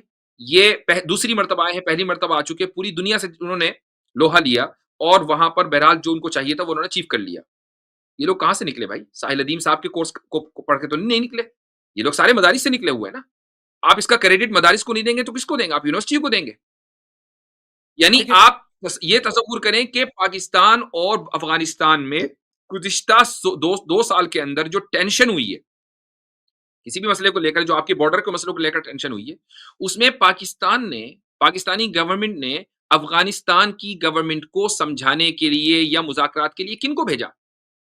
علماء گئے، مفتی تقی عثمانی صاحب گئے، مولانا فضل الرحمان صاحب گئے، اور بھی جو قاری حنیف جالندھری صاحب گئے وغیرہ وغیرہ. یہ حضرات گئے نا، یہ مدارس سے وابستہ ہیں. اچھا کیا اور اگر آپ کو زیادہ ہی مطلب یہ کہ بالکل پن پوائنٹ کرنا ہے دیوبند، تو سارے دیوبندی مدارس کے ہیں. تو ان کا انفلوئنس ہے تبھی تو گئے. اگر انفلوئنس نہ ہوتا تو کیوں جاتے؟ آج بھی اگر آپ یہ کہہ سکتے ہیں کہ بھائی اسلامی نظام سب سے زیادہ اگر کہیں قائم ہے تو کہاں قائم ہے؟ افغانستان میں. سب سے زیادہ میں کہہ رہا ہوں، میں نہیں کہہ رہا 100% ہے، مدارس کی دین ہے. یہ اگین اگر ساحل بھائی یہاں پہ ہوتے تو am very sure his answer his follow up question would have been کہ یہ تو آرگومنٹ ایگزیکٹلی ان کے آرگومنٹ کو اسٹرینگتھن کرتا ہے کہ اگر افغانستان میں ایسا کیا جا سکتا ہے تو ہمارے پاس تو پریسیڈنس موجود ہے، پھر ایویڈنس موجود ہے کہ کیا جا سکتا ہے. وہاں پہ علماء نے کیا، حکومت وہاں پہ آ گئی. پاکستان میں کیوں نہیں بھائی؟ باقی اور جگہ پہ کیوں نہیں؟ یہاں پہ جی Therefore, he has to say کہ ہمارے نیبر ملک میں یہ پریسیڈنس ہے، جس طرح انہوں نے کیا اسی طرح ہم بھی کریں گے. تو ان کے پاس اتنی بہادری اور جرت ہونی چاہیے کہ وہ یہ اسٹیٹمنٹ پاکستان میں بیٹھ کر دیں، دوسروں کو بزدل نہ کہیں، خود جرت کا اظہار کریں. یہی تو ہاں سوال ہے لیکن ہمارا. یا ہاں نہیں اس پہ تو پھر بات میری 22,000 بندوں کی ضرورت نہیں ہے کہ آپ مینٹل ویلتھ اور کیا کیا، آپ وہاں ان سے رابطہ جوڑیں اور شروع ہو جائے گا نظام. اگر یہ طریقہ چاہیے آپ کو پھر اس کو اس کا اظہار کریں. یہ اگر ہو جائے میں یہی تو ان سے کہتا ہوں کہ گولڈ مائن ہمارے پاس مدارس کی ہے we have to work with them but ٹو ہم نہیں we have to bypass them personally don't know کیسے ہوگا ان کو بائی پاس کرنے کے بعد. یعنی کہ میں اگر مثال کے طور پہ ہم کنونس کر لیتے ہیں لوگوں کو چلے جو میرا ماڈل ہے کہ تھرو ووٹ ہم کہتے ہیں کہ اسی آئین کو امپلیمنٹ کرو ہو گیا. اب ہمارے پاس ایک ایسا اوپر صاف ستھرا کھرا ایک آدمی ہے ایک نظام ہے ایک کیبنٹ ہے اوپر جو واقعی شریعت کو امپلیمنٹ کرنا چاہتی ہے تو بھائی میں تو ان کو نہیں بتا سکتا نا. اس کے لیے سب سے پہلے ہمیں جانا پڑے گا مدرسے میں ان سے گائیڈنس لینے کے لیے کہ آپ بتائیے کہ اسلامی احکام اس معاملے میں کیا ہے ایکس میں کیا ہے وائی میں کیا ہے زیڈ میں کیا ہے. تو آئی جسٹ ڈونٹ نو کہ یہ کیسے کیا جا سکتا ہے مدارس کے بغیر. سارا ڈیٹا وہاں پڑا ہوا ہے ڈیٹا کے بغیر آپ یہاں سسٹم نہیں لے کے آ سکتے. خیر سر جی جی صرف ڈیٹا نہیں ہے، افراد بھی وہیں پڑے ہوئے ہیں. شور شور آئی ایگری ود دیٹ. میں تو اس نظریے کا حامی ہوں مجھے تو اس لیے میں تو اس لیے فرنٹ مین ہوں کہ میں سمجھتا ہوں کہ یہ سیاسی چینج ان کے بغیر نہیں آ سکتا. That's very true. لیکن ان کے جو 22,000 کا نظریہ ہے یہ again in to be fair with him کہ وہ پاکستان اسپیسیفک نہیں ہے وہ پوری دنیا میں وہ سمجھتے ہیں کہ ہمارے پاس 22,000 ایسے لوگ ہونے چاہیے. میں نے تھوڑی سی کیلکولیشن ایکچولی کی ہے پوچھنا تو مجھے ان سے چاہیے کہ 22,000 لوگ ایسے ہوں کہ اگر وہ سارے کے سارے بلینئر ہوں and if we have 22,000 billion آپ امیجن ڈالرز میں ہوگا وہ تو اس سے ہم دنیا میں کیا اچیو کر سکتے ہیں. کتنے دنیا کی حکومتیں ہیں وہ ان کی پاکٹ میں جا سکتی ہیں. قانون سازی اسلامی ہو سکتی ہے. Okay with that kind of money I think you can but then one has to ask a question کہ اتنے پیسے ہیں تو آپ ایک نیا ملک کیوں نہیں بنا سکتے. دنیا میں اتنے جزیرے ہیں صحیح. خالی پڑے ہوئے ہیں. سارے اس طرح کے نظریاتی لوگ اکٹھے ہو کے وہاں پہ ایک سکسیزفل ماڈل دکھائیں اور پھر دنیا کو انوائٹ کریں کہ would you like to have something like this. وہ I mean I think that could be a very good idea. میرے خیال سے تو دیکھیں اگر آئندہ 5-10 سال 20 سال ساحل صاحب اسی طرح بات کرتے رہے کیپٹل کیپٹل کیپٹل کی چاہے وہ مینٹل ہو گئے تو ان کے پاس خود اتنی کیپٹل ہو جائے گی کہ وہ خود بلینر ہو جائیں گے. باقی اسلامی نظام آئے نہ آئے اللہ جانے. میں کسی کے دل کا حال سے واقف نہیں ہوں لیکن اصل جو ایفرٹس ہے وہ پیسے سے نہیں ہوتا. اصل ایفرٹس ویژن سے، اصل ایفرٹس فکر سے، اصل ایفرٹس وہ ہے. پیسہ یقیناً چاہیے لیکن وہ سیکنڈری چیز ہے وہ ہر حال میں آ جاتا ہے. اب افغانستان کو ہی دیکھ لیجیے دوبارہ اسی کی مثال دے رہے ہیں. کتنے بلینر ہیں ان کے پاس؟ پیر میں پہننے کے لیے جوتے نہیں ہیں. بلینر تو چھوڑیے انہوں نے اپنے اس خطے کے اوپر ایک نظام قائم کر دیا جو وہ چاہتے ہیں.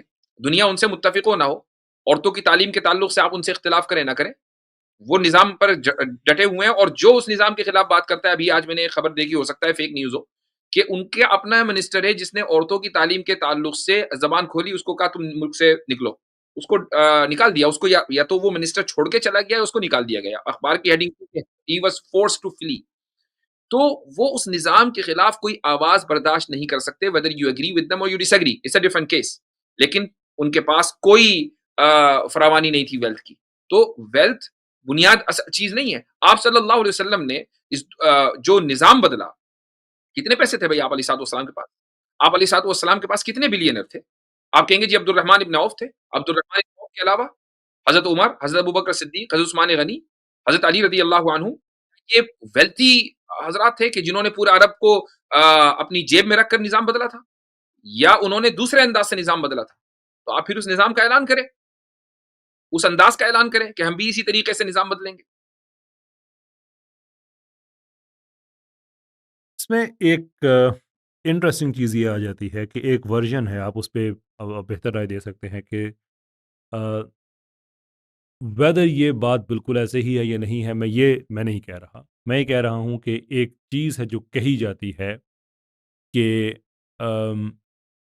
ہم اس لیے بھی against the will of the people حکومت میں آ سکتے ہیں کہ اہل مدینہ نے تو عبداللہ بن ابی کو اپنا نیا لیڈر منتخب کر لیا تھا لیکن وہ قبائل جو کہ عددی اعتبار سے کم تھے لیکن جناب رسالت میں آپ صلی اللہ علیہ وسلم کے ساتھ تھے، تو انہوں نے بزور طاقت اسی محفل میں جا کے اس سچویشن چینج کر دی تھی، یہاں پہ سارے اکٹھے ہوئے تھے اور شاید اس کی تاج پوشی بھی ہونے والی تھی، پر ایٹ لیسٹ اٹ واز، وہ ماحول ایسا تھا کہ اب عبداللہ بن ابی جو ہے وہ نیا لیڈر بننے والا ہے، تو اس سے بزور طاقت چھین کے جو لیڈرشپ ہے مدینہ کی وہ جناب رسالت میں آپ صلی اللہ علیہ وسلم کے حوالے کر دی۔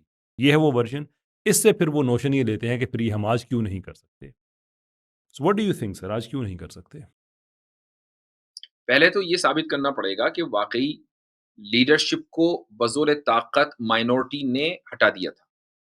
میثاق مدینہ بننے میں 6 مہینے لگے ہیں۔ یہ 6 مہینے کا وقت کیوں لگا؟ کیا ڈاکیومنٹیشن کے لیے افراد نہیں مل پا رہے تھے کہ بھئی یہ لینگویج کیسی ہونی چاہیے؟ سب لوگ دن رات محنت کر رہے تھے کہ کیا کریں؟ ہاں، تو اس لینگویج کا کوئی مسئلہ ہی نہیں تھا۔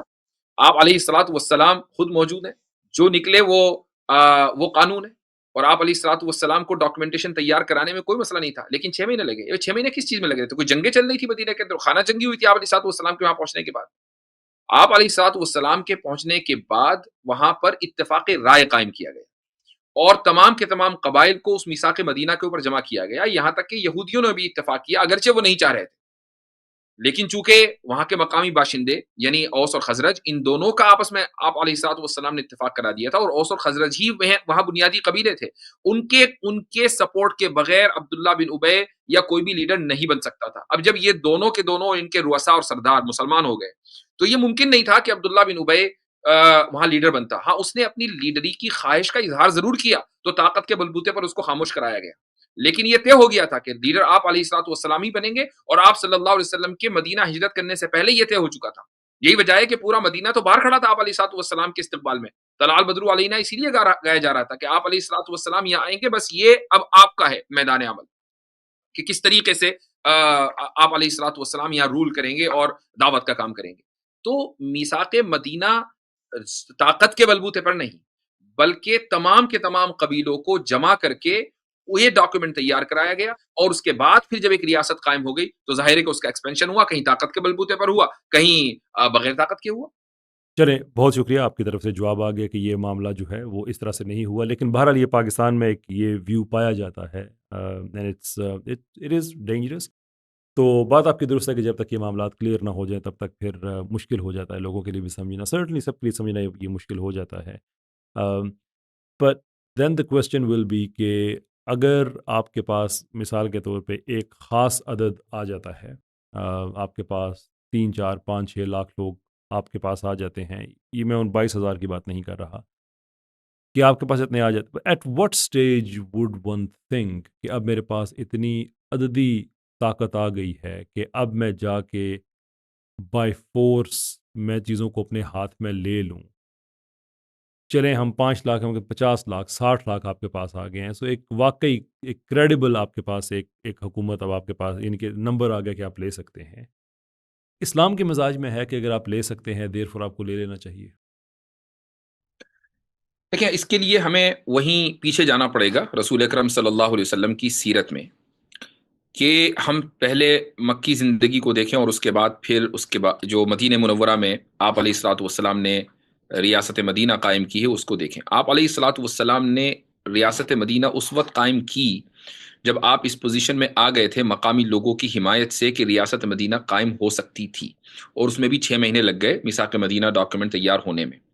اس سے پہلے آپ علیہ الصلوۃ والسلام کو مکہ میں قریش مکہ اور رؤسائے مکہ کی طرف سے ریاست کی آفر تھی، اور یہ کہا گیا تھا کہ آپ لیڈر بن جائیں، بس شرط یہ ہے کہ آپ ہمارے معبودوں کو برا بھلا نہیں کہیں گے۔ آپ علیہ الصلوۃ والسلام نے کہا تھا اس موقع پر، وہ تاریخی جملہ فرمایا تھا کہ تم میرے ہاتھ میں ایک ہاتھ میں سورج دوسرے میں چاند دے دو تب بھی ایسا نہیں ہوگا، تو شرک کی برائی میں کرتا رہوں گا اور معبودان باطلہ کو برا بھلا کہتا رہوں گا۔ تو آپ علیہ الصلوۃ والسلام کو یہ منظور نہیں تھا کہ ریاست مل جائے اور کام نہ ہو۔ آپ علیہ الصلوۃ والسلام کو یہ تھا کہ کام ہو اور ریاست بھی پھر قائم ہو، اگر ریاست کے بغیر کام نہیں ہو سکتا تو ریاست قائم ہوگی، اور وہ ریاست مدینہ منورہ میں آ کر قائم ہوئی۔ تو اس کے بارے میں ہم یہ نہیں کہہ سکتے کہ جی 5 لاکھ چاہیے، کہ 22,000 چاہیے، کہ 28 لاکھ چاہیے۔ وہ ڈیپینڈ کرتا ہے کہ آپ کے پاس کتنے افراد ہیں، کس ملک میں ہیں، اور وہ افراد کس صلاحیت کے ہیں، اور کتنے زیادہ وہ انفلوئنشل ہیں۔ یہ ساری چیزیں ہیں۔ مثال کے طور پر آپ افغانستان میں دیکھیں کہ افغانستان میں جو اس وقت طبقہ حاکم ہے، کیا تمام کے تمام افغانی حضرات ان کے ساتھ متفق ہیں؟ نہیں. یہ الگ بات ہے کہ انہوں نے ایک بڑی تعداد اپنے ساتھ لی، اور اتنی تعداد لی کہ انہوں نے نظام کے کو چیلنج کیا اور نظام کو اپنے ہاتھ میں لے لیا.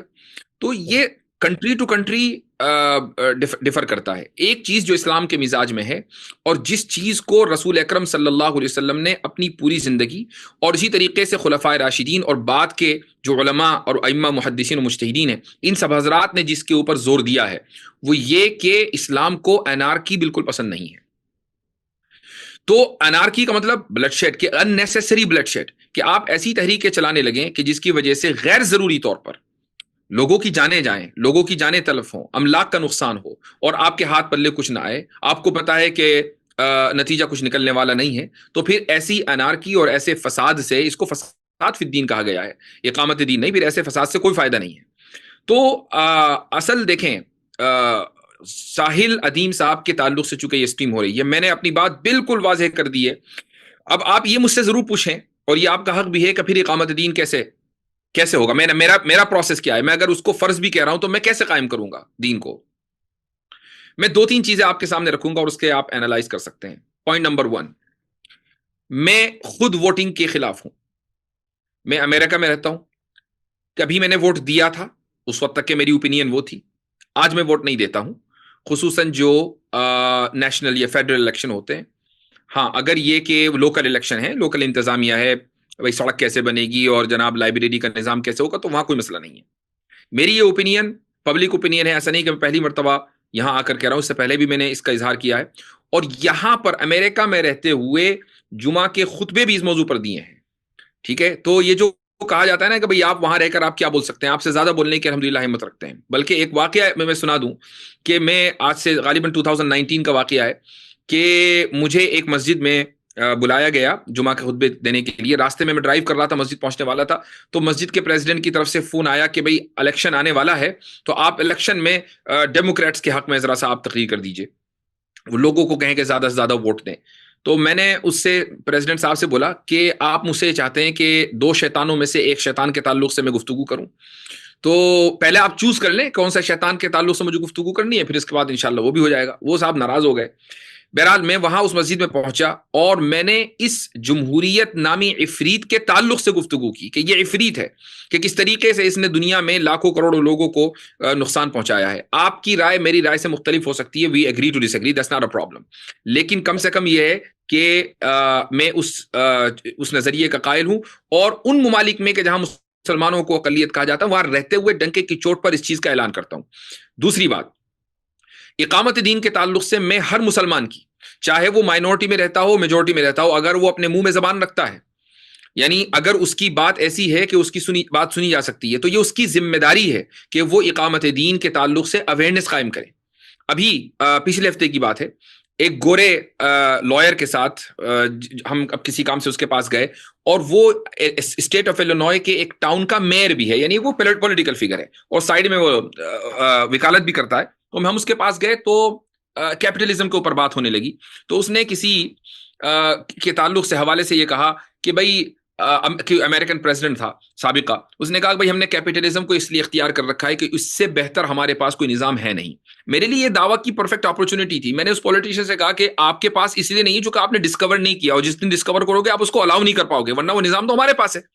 آپ نے کبھی ہم سے پوچھا کہ آپ کے پاس کیا نظام ہے؟ ہم تو کیپٹلزم کو ساری دنیا میں خرابیوں کی سب سے بڑی جڑ سمجھتے ہیں. اس آدمی نے اس سے ایگری کیا کہ دنیا میں جتنی جنگیں ہو رہی ہیں وہ کیپٹلسٹ کی وجہ سے ہو رہی ہیں، اور کیپٹلزم کی وجہ سے ہو رہی ہیں. تو یہ جو اویئرنیس کریٹ کرنا ہے، پھر آپ اس کا ماڈل کوئی بھی ہو سکتا ہے، وہ سوشل میڈیا ہو سکتا ہے، وہ کتابیں لکھ کر ہو سکتا ہے، وہ جمعہ کے خطبے ہو سکتے ہیں، وہ مدارس کے اندر نصاب ہو سکتا ہے، اسکولوں کی تعلیم ہو سکتی ہے، واٹ ایور اٹ ٹیکس.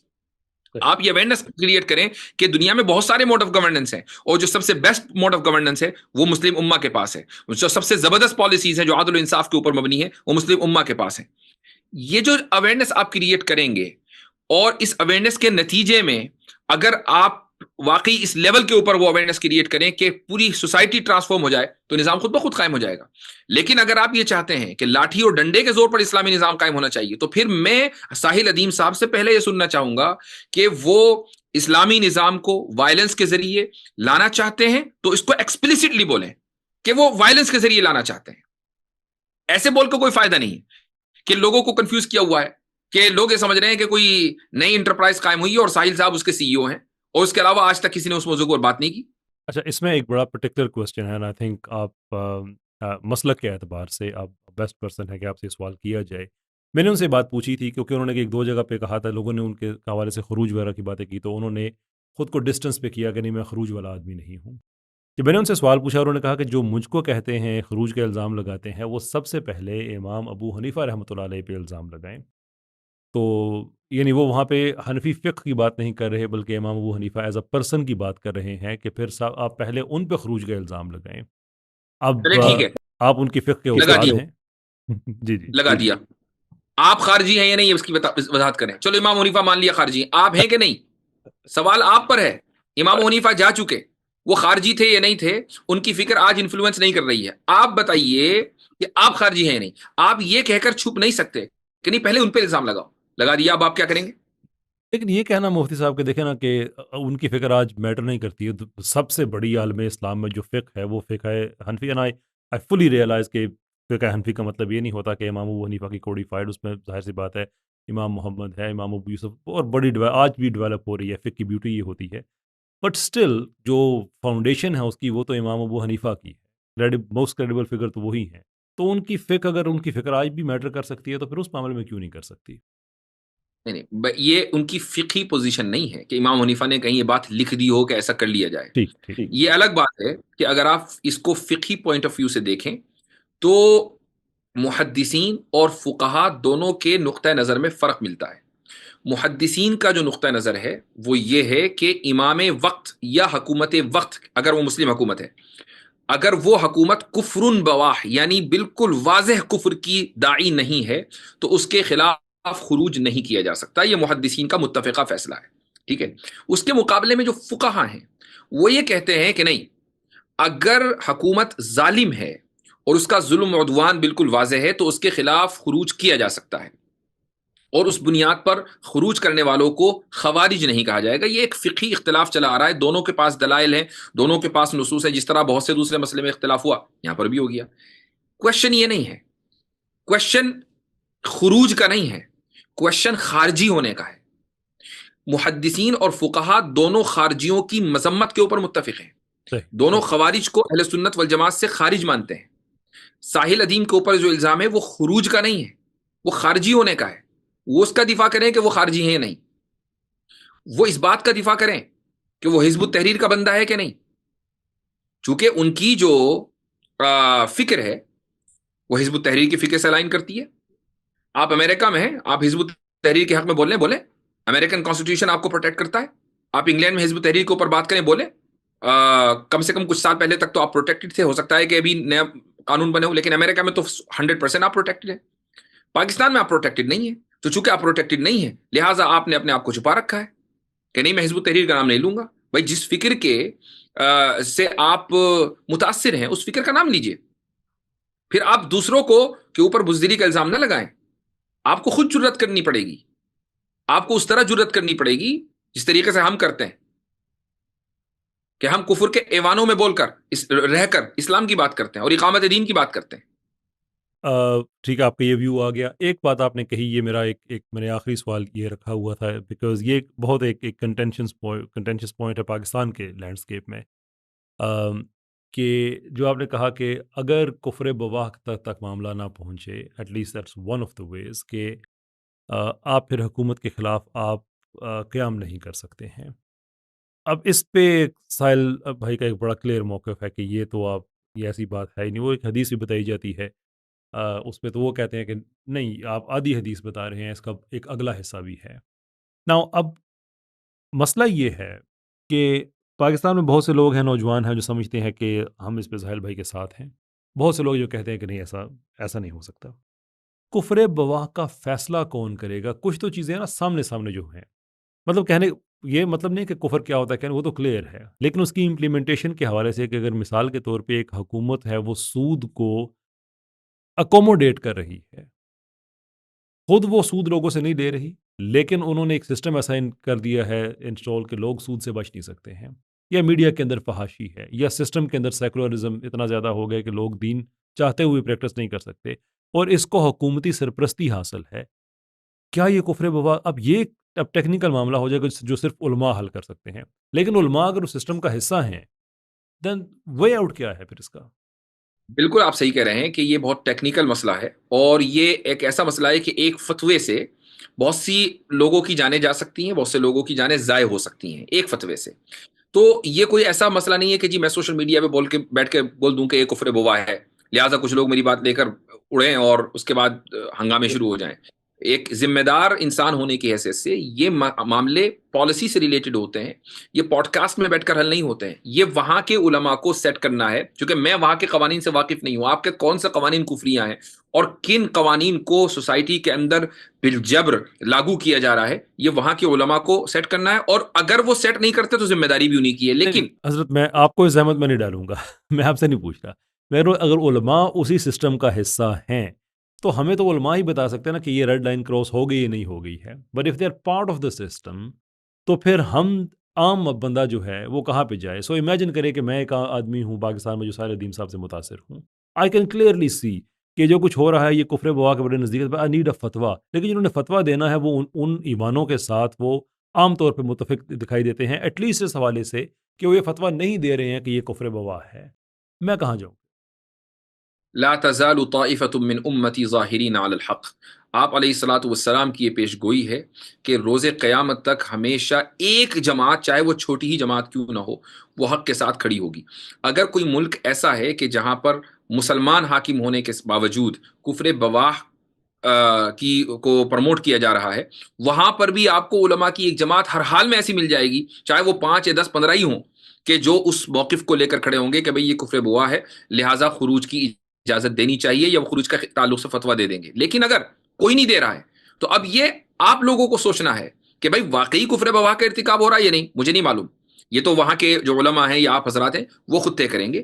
میں یہ کہتا ہوں کہ اگر ساحل ادیم صاحب واقعی کفر بواہ مانتے ہیں، یا چلو میں کہتا ہوں محدثین کے نقطہ نظر پر نہیں، وہ فقہا کے نقطہ نظر پر ظلم کی بنیاد پر، فسق و فجور کی بنیاد پر خروج کو جائز کہتے ہیں، تو خروج کا اعلان کریں۔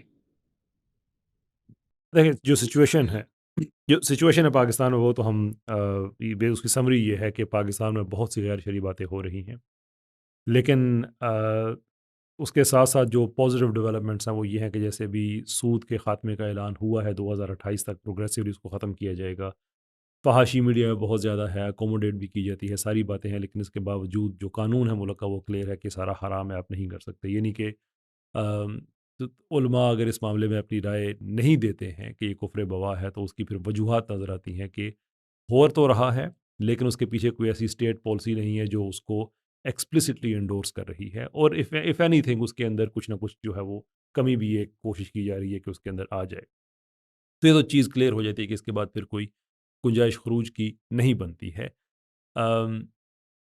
لیکن بہت سے لوگ، یہ میرا لٹرلی آخری سوال ہے کہ بہت سے لوگ پھر اس جو دلیل لیتے ہیں وہ یہ ہے کہ اگر آپ کے پاس ایسی گائیڈنس بھی نہیں ہے تو پھر ہمارے پاس ہماری تاریخ میں تو بہت سے ایسے واقعات ہوئے ہیں کہ جب حکومت کے مطلب اگر خلاف لوگ نہیں نکلے لیکن کم سے کم خلیفہ نے یہ ضرور بات کہی کہ مجھے ہٹایا جا سکتا ہے۔ حضرت ابوبکر رضی اللہ تعالیٰ عنہ مثال کے طور پہ اپنی جو انوگریشن سپیچ ہے ملٹیپل ٹائمز انہوں نے کہا کہ میں کتاب و سنت کے رستے پہ جب تک مجھے دیکھو تب تک تم نے میری اتباع کرنا ہے، فالوئنگ کرنی ہے۔ حضرت خالد بن ولید رضی اللہ تعالیٰ عنہ کے حوالے سے کہ وہان کے ساتھ جو ڈائلاگ ہوا اس میں انہوں نے کلیئر کہا کہ ہمارا بادشاہ، یعنی کہ حضرت عمر کی بات کر رہے تھے، ہمارا حاکم اگر بادشاہی کا خیال آ جائے تو ہم اسے معزول کر دیں، یعنی کہ اب جو امت ہے اس میں اتنی اسٹرینتھ ہے کہ ہمارے ہاں وہ فرسٹ امنگ ایکولز والی بات ہے، لیکن وہ اس پہ اوپر کوئی بادشاہت والی بات نہیں ہے، وچ مینز کہ ہمیں ٹائم اینڈ اگین یہ تاثر ملتا ہے کہ عوام جن کے پاس شریعت کی سود بود ہے وہ جب دیکھیں کہ ان کا حکمران خلاف شریعت جا رہا ہے تو وہ اس کو ریموو کر سکتے ہیں۔ That's very much democracy, liberal democracy نہیں، مطلب کہ ہم یہ دیکھ رہے ہیں کہ لوگوں کے پاس ہے اور یہ طاقت خلفاء نے دی ہے، لوگوں کو اپنی تقریروں میں کہی ہے، اس کے حوالے لوگ قرآن سے بھی ڈھونڈتے ہیں۔ یہ بہتر طریقہ نہیں ہے کہ لوگ پھر ایک طریقے سے، اور by that I don't mean کہ نیسیسرلی جا کے ون ووٹ ون مین والا حساب کریں، کہ کنسنٹ لوگوں کا ہو کہ میں اپنا کنسنٹ ریموو کرتا ہوں کہ تم اب شریعت کے خلاف جا رہے ہو، دیر فور تم میرے حکمران نہیں ہو۔ یہ کیا بہتر ایک سویلائز طریقہ نہیں ہے؟ دیکھیں یہ ایک میں سمجھتا ہوں اوور آل موضوع سے ریلیٹڈ بھی اور تھوڑا سا ہٹ کے بھی ہے کہ پروسیس کیا ہوگا. پروسیس کے لیے ہمارے یہاں جو ایک میرے اعتبار سے جو زیادہ مناسب طریقہ ہے وہ ہے ارباب حل و عقد کا، جس کو اہل الحل والعقد کہا جاتا ہے عربی میں. اور اس کا مطلب یہ ہوا کہ حضرت علی رضی اللہ عنہ کی جب خلافت ہوئی تو اس وقت جی کن لوگوں نے ان کو خلیفہ کے طور پر منتخب کیا؟ یہ اہل الحل والعقد تھے، یعنی وہ سینئر صحابہ انصار و مہاجرین میں سے جو اس وقت مدینہ میں موجود تھے. عالم اسلام کا حصے میں عراق بھی تھا، مصر بھی تھا، شام بھی تھا، لیکن کوئی بندے اور گھوڑے نہیں دوڑائے گئے عراق سے کہ جی وہاں سے ووٹ لے کر آؤ، وہاں دیکھو کتنی ووٹنگ کی کاؤنٹنگ ہوئی ہے، مصر سے ووٹنگ کروا کے لاؤ. نہیں، مدینہ میں جو اہل الحل والعقد تھے انہوں نے منتخب کر دیا، اگلا خلیفہ منتخب ہو گیا اور اعلان کر دیا گیا، سب لوگوں کو بیعت کرنی تھی. اسی طریقے سے حضرت عمر رضی اللہ عنہ نے اہل الحل والعقد کی ایک ٹیم بنا دی 6 لوگوں کی کہ بھائی آپ کو منتخب کرنا ہے اگلا خلیفہ، اپنے میں سے ہی کرنا ہے. تو اسی طریقے سے کسی بھی ملک میں اہل الحل والعقد کی ایک ٹیم ہو سکتی ہے. یہ ٹیم 6 لوگوں پر ہو سکتی ہے، 600 لوگوں پر ہو سکتی ہے، 6000 لوگوں پر ہو سکتی ہے، کوئی نمبر منسوس نہیں ہے، کسی بھی نمبر کے اوپر اتفاق کیا جا سکتا ہے. اس ٹیم میں شامل ہونے کی جو کوالٹیز ہیں یہ وہ کوالٹیز ہونی چاہیے کہ جو کسی بھی عدالت میں گواہی کی کوالٹیز ہیں، کہ اگر آپ کی گواہی عدالت میں، اسلامی عدالت میں اگر آپ کی گواہی اسلامی عدالت میں قابل قبول نہیں ہے تو پھر آپ اہل الحل والعقد میں نہیں ہیں. اور اگر آپ کی گواہی عدالت میں قابل قبول ہے اسلام کی نظر میں تو پھر آپ اہل الحل والعقد میں ہو سکتے ہیں. اور اسی طریقے سے اب مان لیجئے آپ کے پاس ایک اہل الحل والعقد کی ٹیم بن گئی ہے، یہ تقریباً 1000 بندوں کے اوپر مشتمل ہے، یہ سارے کے سارے کریڈیبل لوگ ہیں کہ جن کی گواہی بھی قبول، اور اگر یہ حدیث کی سند میں آ جائیں تو ان کی روایت بھی قبول، یہ وہ لوگ ہیں. اب جب یہ لوگ کسی ایک بندے کو متفق ہو کر خلیفہ منتخب کریں گے، وہ خلیفہ منتخب ہو جائے گا. اب اگر وہ خلیفہ ظلم کرتا ہے تو انہی لوگوں کو یہ اختیار بھی ہوگا کہ وہ اس خلیفہ کو ہٹا دیں. یہ پبلک کے اوپر نہیں چھوڑا جائے گا، ورنہ اگر آپ نے ظلم کو، جو کہ ظلم سبجیکٹو ہے، آپ نے کچھ لوگوں کو سبجیکٹو ان سینس کہ کچھ لوگوں کو عدل بھی ظلم لگتا ہے، تو آپ نے اگر یہ پبلک کے اوپر چھوڑ دیا تو پھر تو دن رات ایجیٹیشن اور پروٹیسٹ چلتے رہیں گے. یہ کام صرف اہل الحل والعقد کا ہے. اور اہل الحل والعقد کی ٹیم میں یا اس گروپ میں آپ کیسے آئیں گے اس کے اصول بھی طے کر دیے گئے، اور اس کے علاوہ جو مزید اصول ہیں وہ بھی ایڈ کیے جا سکتے ہیں جو عقلی ہیں، منسوس نہیں ہیں. یہ عرف اور معاشرے کے اوپر ڈیپینڈ کرتا ہے. ان کو الیکٹ کیا جا سکتا ہے ڈیموکریٹکلی؟ ڈیموکریٹکلی ان کو الیکٹ وہی کر سکتا ہے جو خود عدالت میں اور حدیث کے اندر جس کی روایت قابل قبول ہو. یعنی میں پبلک ووٹنگ کے خلاف ہوں. ٹھیک. اگر میں کسی کو الیکٹ کر رہا ہوں اور اس بنیاد پر کر رہا ہوں کہ وہ صادق و امین ہے تو میرا بھی صادق و امین ہونا ضروری ہے. میں خود صادق و امین نہ ہوں اور چکر میں ہوں کہ صادق و امین کو منتخب کر لوں، کبھی بھی نہیں کر پاؤں گا. وہ ہمارے ایک پاکستان میں یقیناً آپ ان کے نام سے واقف ہوں گے، بڑے اچھے انٹلیکچوئل ہیں، اور یہ مقبول جان صاحب. ہمارے ہاں آرٹیکل کی 62 اور 63 میں صادق اور امین ہونے کا وہ ایک ریکوائرمنٹ بڑا کنٹینشن ایشوز پاکستان میں رہا. تو وہ کہا کرتے تھے کہ یہ جو شرط ہے نا، یہ حکمران کے لیے نہیں ہے، یہ ووٹر کے لیے ہے. جس نے ووٹ دینا ہے کیا وہ صادق اور امین ہے یا نہیں ہے جو صادق اور امین کو ڈھونڈ رہا ہے. تو I think And I think, to be honest, I have to agree with him if he's yeah. saying that کہ جی یہ بنیادی شرط ہے. ورنہ تو یہی ہوتا کہ خلفائے راشدین کہ جن کی خلافت اعلیٰ منہاج النبوہ تھی، ان کے انتخاب کے وقت پوری دنیا میں گھوڑے دوڑائی جاتے کہ بھائی سب سے ووٹ لے کر آؤ، ہر ایرے غیر نتھو خیرے سے. ایسا کچھ نہیں ہوا. صرف جو صادقین اور امنا تھے انہوں نے ہی ایک خلیفہ کا انتخاب کیا. اب اس کو آپ الیکٹ کہیں کہ سلیکٹ کہیں، چونکہ الیکٹ کا جو لفظ ہے وہ ایک خاص یعنی ایک نظریے کی ترجمانی کرتا ہے، تو اس لیے یہ کہہ دیا جاتا ہے کہ سلیکٹ، لیکن ورنہ سلیکشن بھی الیکشن ہی ہوتا ہے. دیٹس ونڈرفل سر. یہ بہت اچھے پوائنٹ پہ ہماری پوڈ کاسٹ ختم ہو رہی ہے، کیونکہ سیکولرز کے ہاتھ بہت اچھا پوائنٹ آ گیا ہے کہ مفتی یاسر صاحب نے پھر کیسر سے اختلاف کر دیا ہے اور آپ کے لیے میرے سیکولرز، آپ کے لیے اس میں انفارمیشن یہ ہے کہ آپ جو سمجھتے ہیں نا کہ ہم مسلمانوں میں آئدر یہ ہے کہ ہم صرف اختلاف میں جیتے ہیں یا صرف اتفاق میں جیتے ہیں. No, we are normal people absolutely normal people and here we are. بہت بہت شکریہ سر آپ کا. اللہ تعالیٰ آپ کو جزائے خیر دے. آپ کی طرف سے بہت اچھی انفارمیشن سامنے آ گئی ہے. اس موقع پہ یہاں پہ ہم ختم کرتے ہیں. انشاءاللہ عزیز ملاقات ہوگی آپ سب سے، آڈینس سے، اگلی پوڈ کاسٹ پہ. بہت بہت شکریہ آپ سب کا. السلام علیکم ورحمۃ اللہ وبرکاتہ. وعلیکم السلام.